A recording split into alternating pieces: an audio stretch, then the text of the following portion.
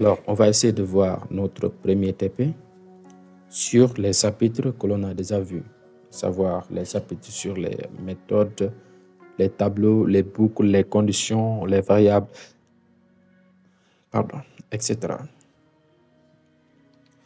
On demande de mettre en place, premièrement, une méthode de lecture du tableau ci-dessous. Donc là, on donne un tableau multidimensionnel, comme vous le voyez, et on demande de créer une méthode de lecture, autrement dit, une méthode de parcours de ce tableau-là, qui est un tableau multidimensionnel de caractères. Alors, voici le résultat attendu. Chaîne de caractères tata, titi, toto, tutu, nombre 10, 20, 30, 40, caractères H, I, J, K, L, M. Je vais mettre en place d'abord ma méthode, parcours tableau. Après, je vais déclarer ce tableau-là au niveau de ma méthode main. Enfin, ça s'appelle la méthode parcours tableau afin d'avoir ce résultat-là.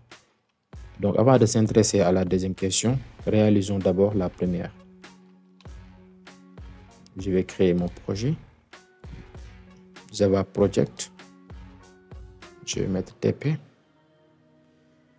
Finish. Voilà. Et là, je vais créer ma classe que je vais appeler TP.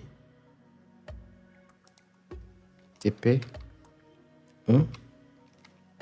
Voilà. Et là, je voudrais bien avoir la méthode main. Donc, je vais cocher ici. Finish. Voilà. Là, je peux, si je veux, recopier cette méthode. Donc, je vais faire copier-coller.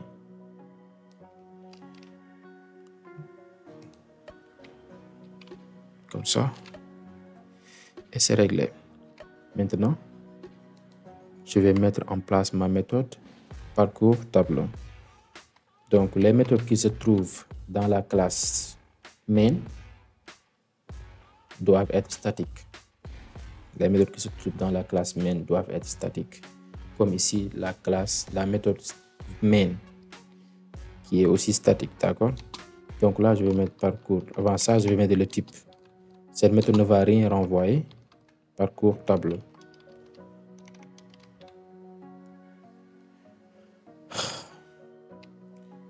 Et elle prend comme paramètre, bien comme argument, un tableau multidimensionnel. Bon, je vais l'appeler tab pour être court, pour faire simple. Voilà, c'est ça. Maintenant, pour parcourir un tableau multidimensionnel, on se sert des boucles imbriquées. D'abord, je vais mettre for each, d'accord? Là, je vais enlever ça. Je vais mettre ici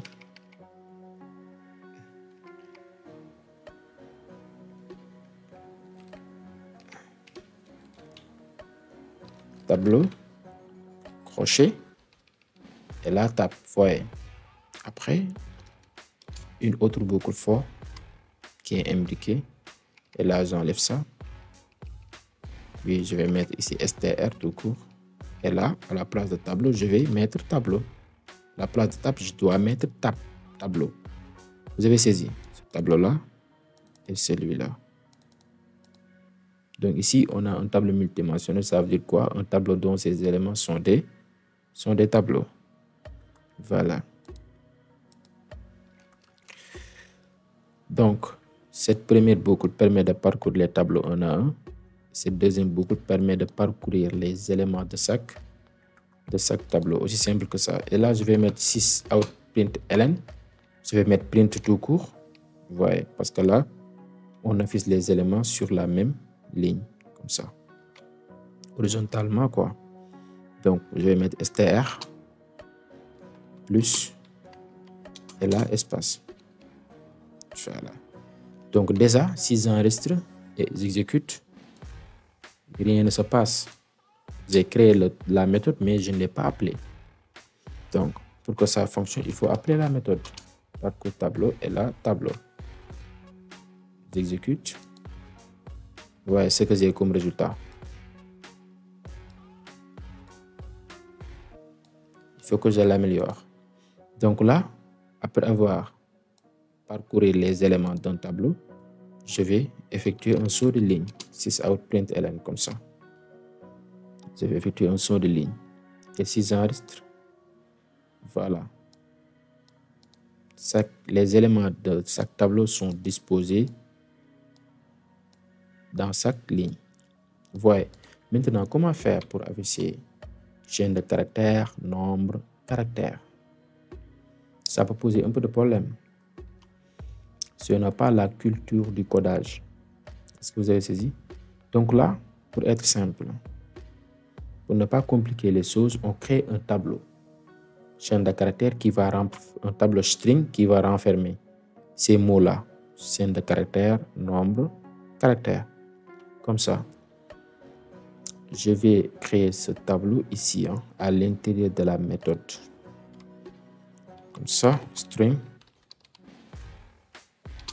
Je vais mettre, je peux l'appeler type par exemple, crochet, égal, j'ouvre les accolades. La première, c'est chaîne de caractères, comme ça, chaîne de caractères. Oui, deuxième chaîne, c'est quoi? Nombre, comme ça. Troisième chaîne, c'est quoi?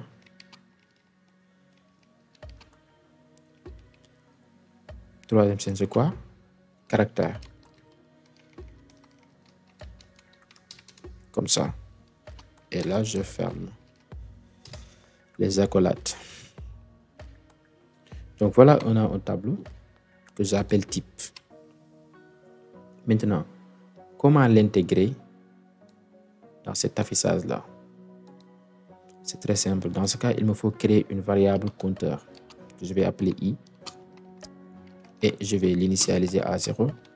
Donc cette variable-là prendra l'indice, les indices de ces éléments-là. Les indices des éléments du tableau type. Est-ce que vous avez saisi? Donc i égale 0, l'indice i égale l'indice 0 correspond à la chaîne de caractères. C'est le premier tableau du tableau, bien c'est le premier sous-tableau. Après nombre, c'est le deuxième sous-tableau. C'est pourquoi j'ai mis nombre deuxièmement. Et caractère, c'est le troisième sous-tableau. Est-ce que vous avez saisi? Donc là, on va parcourir le premier tableau qui va correspondre aux chaînes de caractères. Donc ici, qu'est-ce que je vais faire? If sysout.println. Donc je vais mettre print quoi? Type. Je vais mettre type crochet i. Est-ce que vous avez saisi? Et là après, il faut que j'incrémente i. Tape i, je peux améliorer plus parce que c'est 2 points, hein? Plus oui, 2 points comme ça. Voilà. Et là, il faut que j'incrémente le i. Sinon, j'aurai toujours chaîne de caractères parce qu'il sera toujours égal à 0. Je n'aurai pas une boucle infinie. Non. Parce que cette boucle ne dépend pas de cet indice-là. J'ai utilisé cet indice juste pour parcourir ce tableau-là. D'accord. Donc ici, il faut que j'incrémente i. Et si j'exécute, on a le résultat voulu. Vous voyez, c'est très simple. Très simple. Donc là, on a un tableau multidimensionnel qui contient 3 tableaux. Chaque tableau, on doit l'appeler. Chaque tableau doit posséder une appellation. Le premier tableau doit posséder l'appellation chaîne de caractères, le deuxième tableau nombre, le troisième tableau caractère. Donc là, je peux créer un autre tableau que je vais appeler type ou bien appellation, qui va contenir les différentes appellations. Et lorsque je parcours ce tableau-là, T, je vais parcourir en même temps le tableau type. C'est ce que j'ai fait ici. Vous voyez. Et là, pour parcourir le tableau type, j'ai besoin d'un compteur, d'un indice, qui va prendre respectivement les indices des éléments du tableau et sans oublier l'incrémentation. Sinon, on aura toujours, si j'oublie l'incrémentation, qu'est-ce qu'on aura? Toujours chaîne de caractères, chaîne de caractères, chaîne de caractères. Et ça, ce n'est pas ce qu'on veut. Voilà donc l'importance de l'incrémentation. C'est aussi simple que ça. Vous voyez, c'est très, très, très facile. Très facile.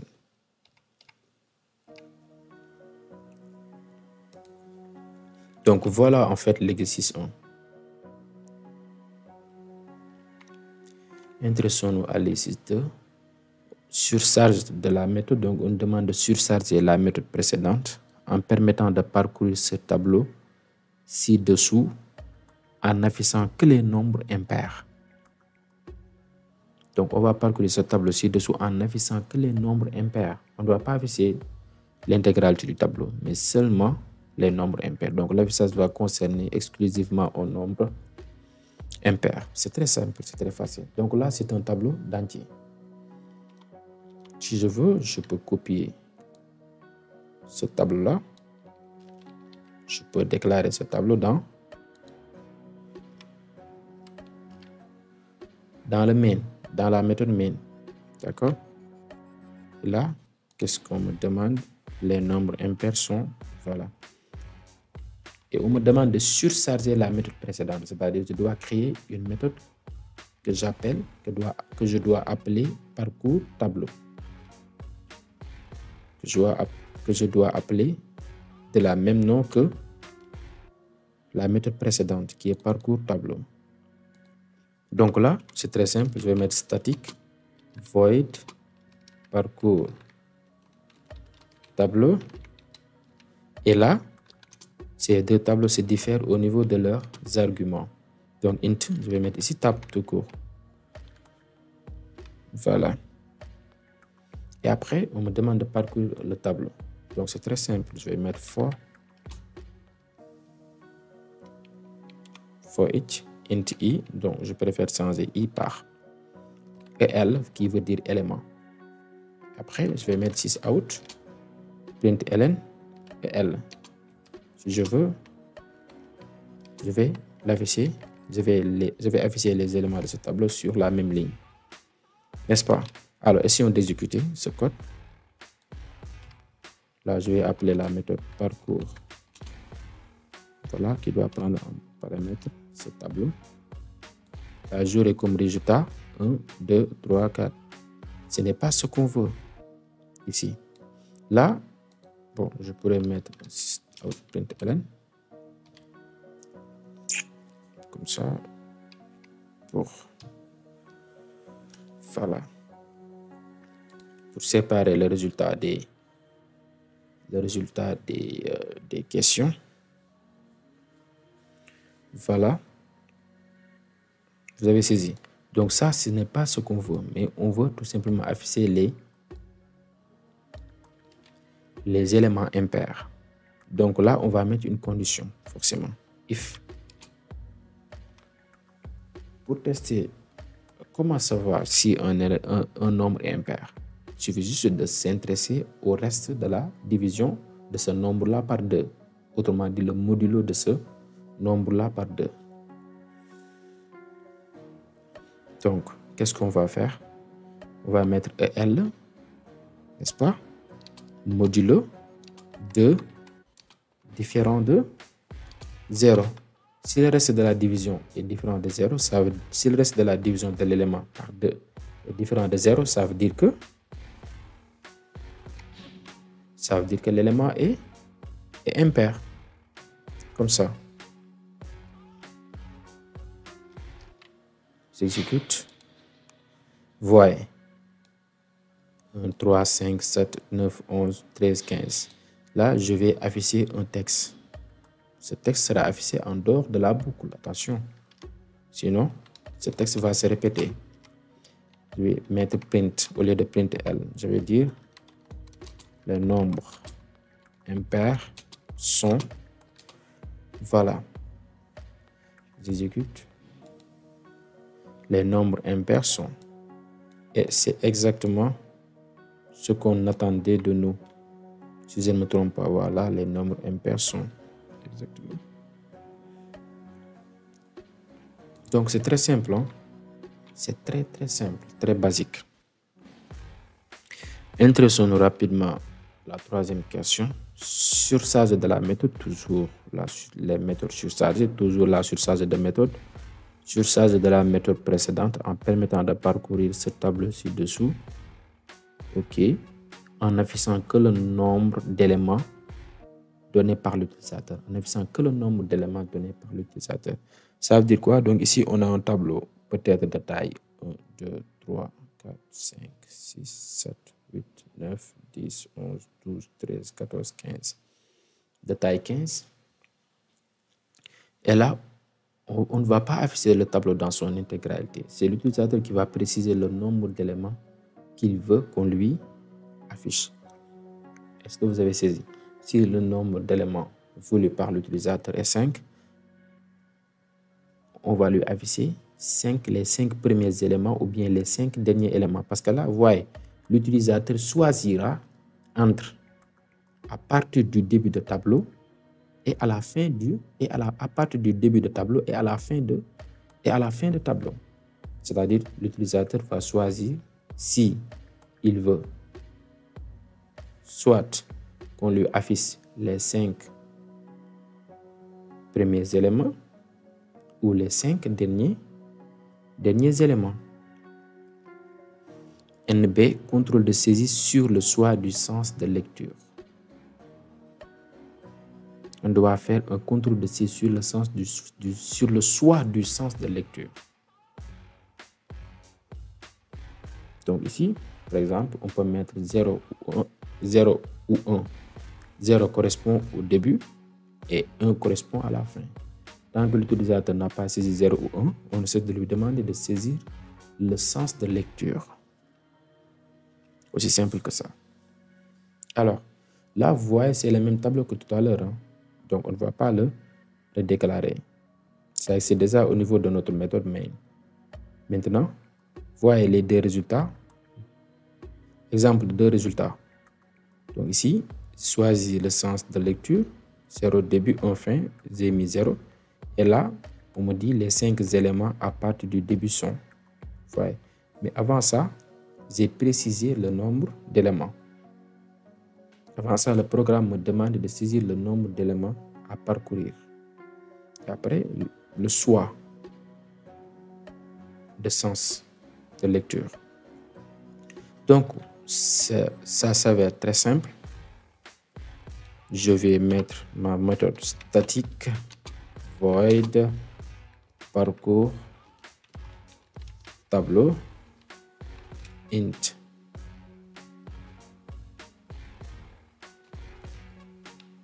et 8 tab. Et là, vous voyez que cette méthode doit posséder un autre paramètre, un autre argument, qui est tout simplement le nombre d'éléments à répéter. Le nombre d'éléments plutôt à afficher de ce tableau-là. Donc là, je vais mettre int EL, qui veut dire élément. Voyez la surcharge des méthodes. Là, on a parcours tableau avec 2 paramètres. Là, parcours tableau avec un seul paramètre. Là, parcours tableau avec un seul paramètre. Voilà. Donc, ces deux méthodes-là, ces deux premières méthodes, se diffèrent au niveau du type de leurs paramètres. Ces deux dernières méthodes se diffèrent au niveau du nombre de leurs paramètres. Est-ce que vous avez saisi? Voilà. Donc, parcours tableau.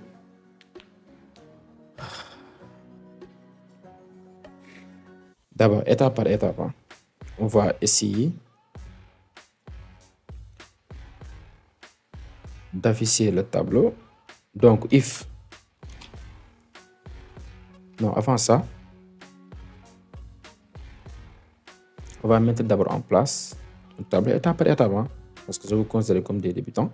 On va mettre d'abord en place la fonction qui permet de parcourir un tableau en suivant le nombre d'éléments soulignés par l'utilisateur. Donc, pour faire simple, c'est très simple, on met for.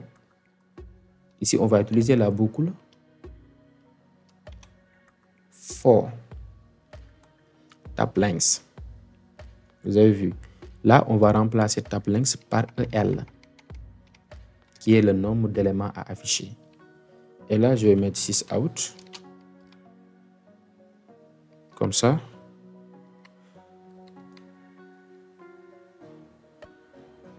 Et le résultat, le 5 éléments à partir du début, je vais mettre les plus et L éléments plus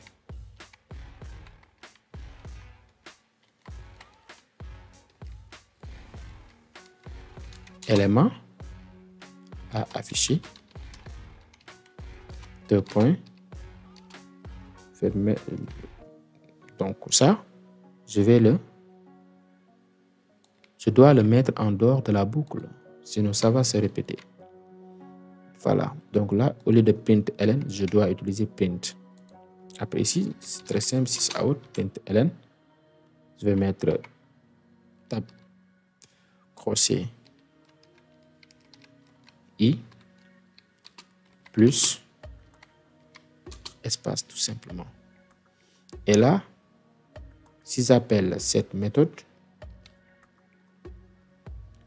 au niveau du main, donc je vais copier cette instruction là.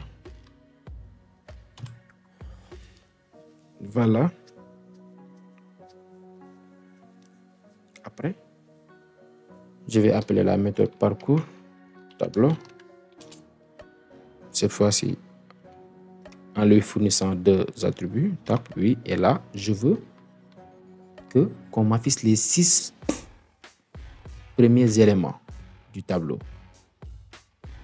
J'exécute. Voilà, on m'affiche les 6 éléments du tableau disposés verticalement. Pourquoi? Parce que j'ai utilisé ici println. Je vais l'enlever. J'exécute. On m'affiche les 6 éléments. Voyez les 6 éléments à afficher. 1, 2, 3, 4, 5, 6. Déjà, c'est bon. Maintenant, je vais améliorer petit à petit. D'abord là, je vais créer une variable que je vais appeler le sens. Sens. Je vais l'initialiser à 0 par exemple. Vous avez saisi. Après, je vais mettre if. Si sens est égal à 0, ouais, je peux copier ce code. Couper même. Si sens est égal à 0, je vais dire les éléments à afficher à partir du début. Parce que 0 indique au début. À partir du début.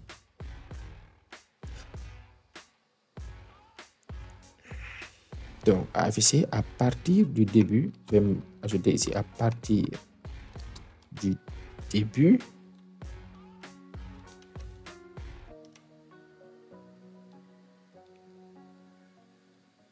Voilà, à partir du début.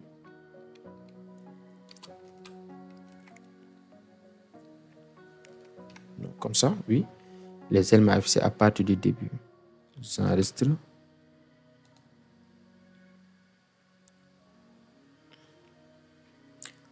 Voilà, si j'exécute, j'aurai les 6 éléments affichés à partir du début. Voilà, donc ici, pourquoi?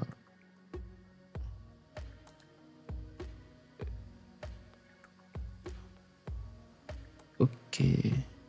System print, system out, print ln.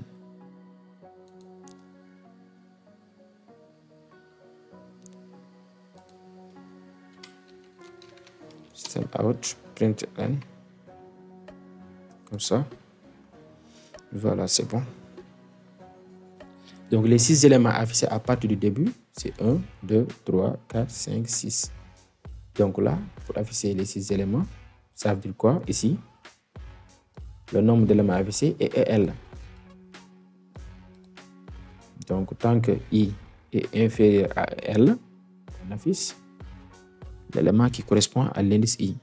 Aussi simple que ça. Maintenant, si sens est égal à 1, ça veut dire quoi? C'est à la fin. Donc, on va afficher les 6 éléments, les 6 derniers éléments. Là, on a fait les 6 premiers éléments. Mais si le sens est égal à 1, ça veut dire que c'est à la fin. On affiche les 6 derniers éléments. Ça, c'est un peu plus compliqué ici. Hein. Donc, je vais mettre else tout court. Hein.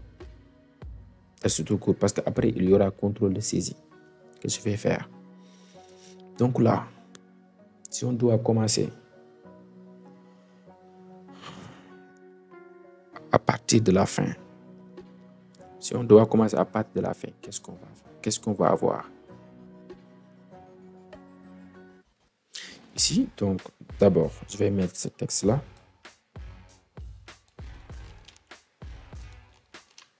En modifiant ici à partir de la fin.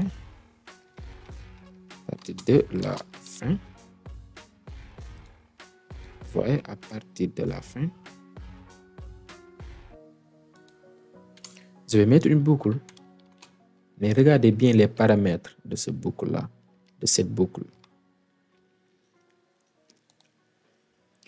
Ici,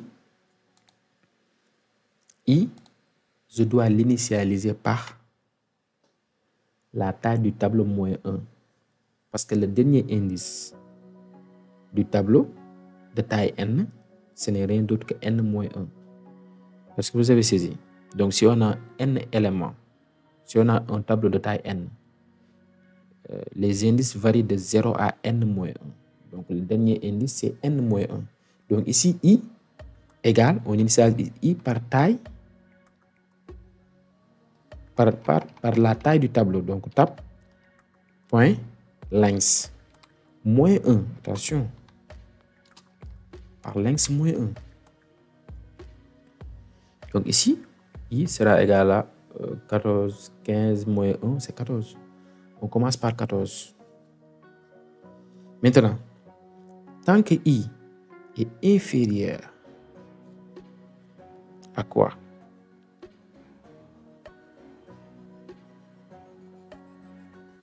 C'est un peu compliqué ici. Hein? Tant que I est inférieur à tab length,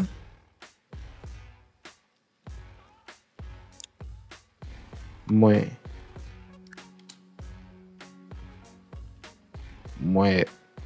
comment dirais-je,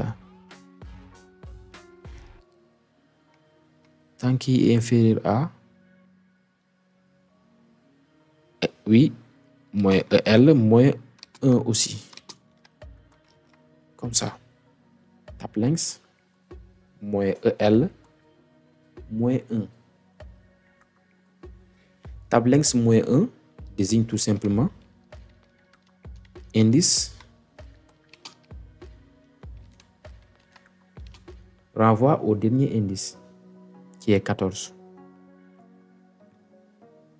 On est soustrait après le nombre d'éléments à parcourir qui peut être 5 ou 10 genre.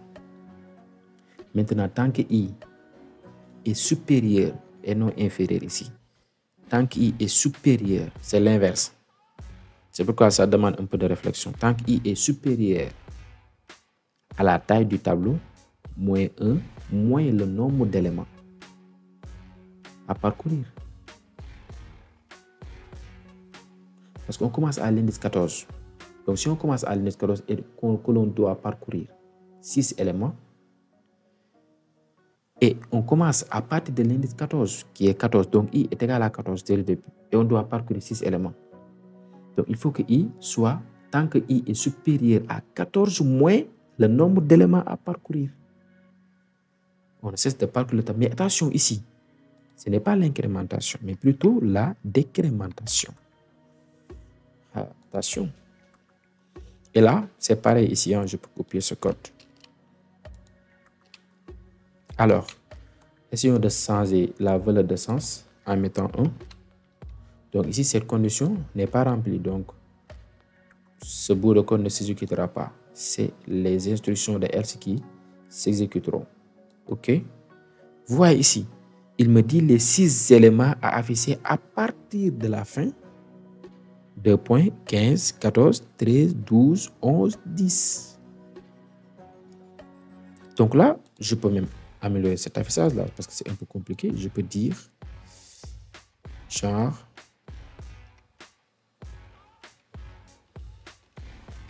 les 5 premiers éléments tout court. Voilà. Les 5 premiers éléments. Les 5 premiers éléments sont.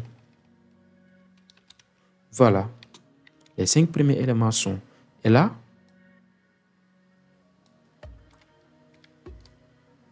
hop, je vais écrire les 5 derniers éléments sont. Les 5, par exemple, si élément est égal à 5, hein, derniers éléments sont. Si j'exécute, voyez, les 6 derniers éléments sont 15. Et là, il faut que j'améliore l'affichage. Voilà. Les 6 derniers éléments sont 15, 14, 13, 12, 11, 10. Et si j'essaie d'augmenter un peu ce tableau-là, en ajoutant par exemple 16, j'exécute. Il m'affiche les 6 derniers éléments sont 16, 15, 14, 13, 12, 11. Vous avez saisi? Donc ça demande un peu de réflexion. C'est un exercice simple mais qui demande un peu de réflexion. Attention, mais on n'a pas encore terminé. Hein. C'est juste on fait cet exercice étape par étape. C'est comme ça qu'on aborde un exercice. C'est comme ça qu'on fait de la programmation étape par étape. De manière graduelle. Voilà. Alors maintenant, le sens là doit être saisi par l'utilisateur. Le sens. Ainsi que le nombre d'éléments. Ici, j'ai choisi EL par hasard. J'ai donné 6 ici. Donc là, d'abord, je vais traiter le cas. Scanner SC égale new scanner. Voilà, système.in. Comme ça, je peux me permettre de demander à l'utilisateur de saisir la valeur de EL, le nombre d'éléments à afficher. 6 out, println, saisit le nombre d'éléments à afficher ou bien le nombre de valeurs à afficher du tableau. Voilà. Et maintenant, je récupère ce qu'il saisit dans une variable de type entier int. Je peux l'appeler saisie égale sc.next int comme ça. Point virgule. Et là, à la place de 6, je vais mettre saisie. Aussi simple que ça. Et là, je vais exécuter, donc étape par étape. Saisir le nombre d'éléments affichés. Bon, je vais mettre 7. Et là, il me dit les 7 derniers éléments sont 16, 15, voyez, 16 à 10. Pourquoi les derniers éléments? Parce que je n'ai pas encore traité le sens. Maintenant, je vais m'intéresser au sens. Là, j'utilise, je vais déclarer, je vais créer un autre objet scanner. Attention, je peux l'appeler CSC aussi. Égale new.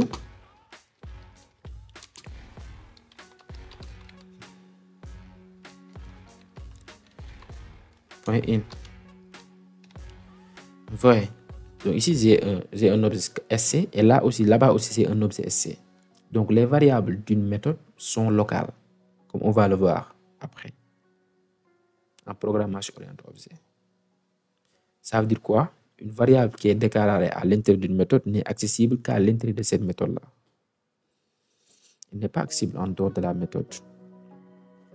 Voyez. Et là, donc, int sens, je vais essayer de récupérer ce que l'utilisateur va saisir. Et là, qu'est-ce que je vais lui afficher? Choisis le sens de lecture. Entre parenthèses 0 début, 1 fin. Voilà. Comme ça. Choisis le... Qu'est-ce que je fais? Le sens de lecture. Parenthèse 0. Ben, plus. Je veux aller à la ligne. C'est comme ça qu'on fait pour aller à la ligne. 0. Je vais mettre d'abord entre parenthèses. 0 pour dire début, oui, début, virgule, 1 pour dire fin. Je ferme les parenthèses comme ça. Et là, if sens est égal à 0, j'affiche les 6 premiers éléments, par exemple, ou bien les 5 premiers éléments, genre. Sinon, j'affiche les 5 derniers éléments, les 6 premiers éléments. Est-ce que vous avez saisi? Donc là, il me dit qu'il y a erreur. Pourquoi? Oh, hey. Non, je sabote quoi? C'est quoi ça?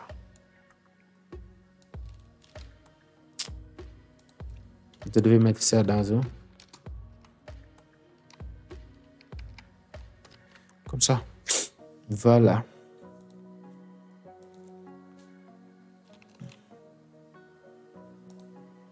Ouais. Maintenant, j'exécute. Saisis le nombre d'éléments à afficher. Je vais mettre 4. Et là, il me demande de choisir le sens de lecture entre 0 et 1. Je vais mettre 0. Voilà, il m'affiche les 4 premiers éléments sont 1, 2, 3, 4. Je vais exécuter. Choisis cette fois-ci. Saisis le nombre d'éléments. Je vais mettre 8. Choisis le sens de lecture. Je vais mettre 1. Voyez. Et là, les 8 derniers éléments sont 16, 15, 14, 13, 12, 11, 9, 10, 9. Vous avez vu la dynamique. Maintenant, attention, je n'ai pas encore pris en compte le nota bene, contrôle de saisie sur le choix du sens de lecture. Parce que là, par exemple, l'utilisateur peut saisir n'importe quoi au lieu de 0 et 1. Au lieu de 0 ou 1, peut saisir n'importe quoi. Mais ici, vous voyez, à cause de cette else-là, si c'est n'importe quoi, c'est la condition, les instructions qui se trouvent dans la clause else qui s'exécuteront. Pourquoi j'ai mis else et non else if? Parce que, tout simplement, j'ai pris en compte le contrôle de saisie que je vais faire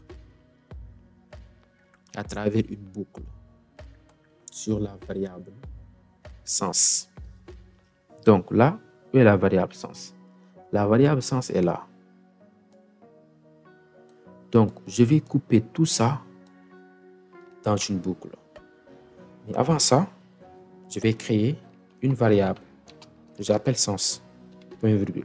Je ne vais pas l'initialiser. Pourquoi? Parce que tout simplement, je vais utiliser la boucle do while. La boucle do while existe au moins une exécution des instructions de la boucle. Donc là, je vais utiliser do while. While. Tant que sens, la condition de la boucle, tant que sens est différent de 0 et 1, on ne cesse de demander à l'utilisateur de saisir le sens. 0 et 1. Vous avez saisi. Et là, qu'est-ce qu'on fait? Je colle ici en enlevant cette déclaration. Comme ça. Et là, il me suggère erreur parce que j'ai oublié le point virgule. Vous voyez, c'est ça le contrôle de saisie. On cesse de demander à l'utilisateur de choisir le sens de lecture entre 0 et 1. Tant qu'il ne saisisse pas 1 ou 0. Voilà. Tant que le sens, ce que l'utilisateur a saisi, est différent de 0 et 1, on cesse de lui demander de saisir le sens. Alors, exécutons. Programme. Et voilà, comme ça. Saisissez le nombre d'éléments. Je vais mettre 10 cette fois-ci. Choisissez le sens de lecture. Je vais mettre 5. Choisissez le sens de lecture. Je vais mettre comme ça. Choisissez le sens de lecture 1. Et là, il m'affiche les 10 derniers éléments sont, vous voyez, 16, 15, 14, 13, 12, 11, 10, 9, 8, 7. Vous avez saisi? Donc, c'est ça en fait.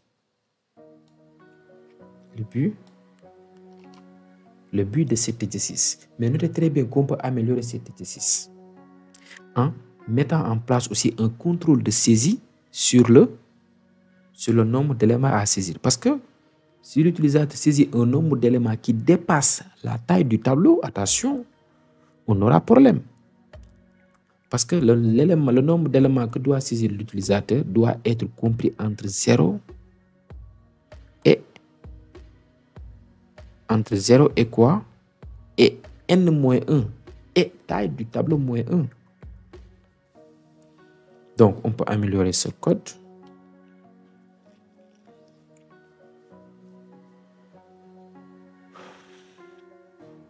En faisant un contrôle sur le nombre d'éléments ici. Saisir le nombre d'éléments.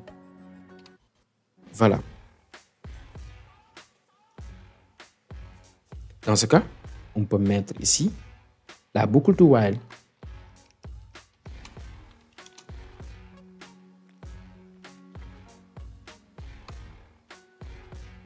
Comme ça, la boucle to while. La condition, c'est quoi? Tant que l'utilisateur n'a pas saisi un nombre qui est inférieur à la taille du tableau, on ne cesse de lui demander de saisir un nombre qui est un nombre. On ne cesse de lui demander de saisir un nombre. Et là, on peut aller encore beaucoup plus loin. Parce que le nombre d'éléments ne doit pas être négatif. Donc là, tant que l'utilisateur n'a pas saisi un nombre qui est positif et qui est inférieur à la taille du tableau, on ne cesse de lui demander de saisir un nombre. Vous avez saisi? Donc ici, la condition serait quoi? Donc tant que... D'abord, je vais couper... D'abord, je vais mettre ça, cette déclaration. Ici. Point virgule. Et là, je vais couper ce bout de code là. Comme ça. Tant que saisi n'est pas positif et saisi inférieur à tab.length, à la taille du tableau, on ne cesse de lui demander de saisir le nombre d'éléments à afficher du tableau. Comme ça. J'enregistre et j'exécute, vous allez voir. Elle a saisi le nombre d'éléments. Je vais faire exprès de saisir un nombre négatif. Moins 6. Il me dit choisir le sens de lecture. Ah, là j'ai raté. Hein? La condition n'est pas bonne. Non, si la condition est bonne. Ou bien, choisir le sens de lecture. Je vais mettre 1 pour voir. Les 6 derniers éléments sont. Ouais. Donc ici, je n'ai pas bien mis la condition. Hein. Attendez. Si saisi, tant que saisi est négatif. Oh, je m'étais trompé. Tant que saisi est inférieur à 0. Et saisi est supérieur. Voyez la confusion que j'ai commise. Tant que la saisie est inférieure à 0 et ça ne doit pas être R normalement. Ou, ça doit être ou. Ou, et non et. Voyez les conditions.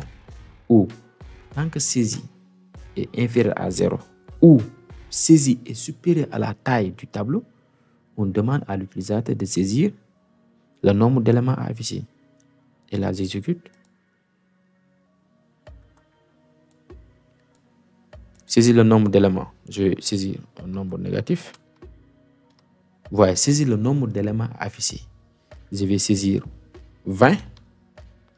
Il me fait encore saisir le nombre d'éléments affichés. Et cette fois-ci, je vais saisir 5. Et là, on passe. Choisir le sens de lecture. Je vais faire exprès de saisir 8. Choisir le sens de lecture. Je vais saisir cette fois-ci 1. Voyez, les 5 derniers éléments sont 16, 15, 14, 13, 12. Donc, attention aux conditions, on peut se perdre à ce qu'on va mettre comme condition.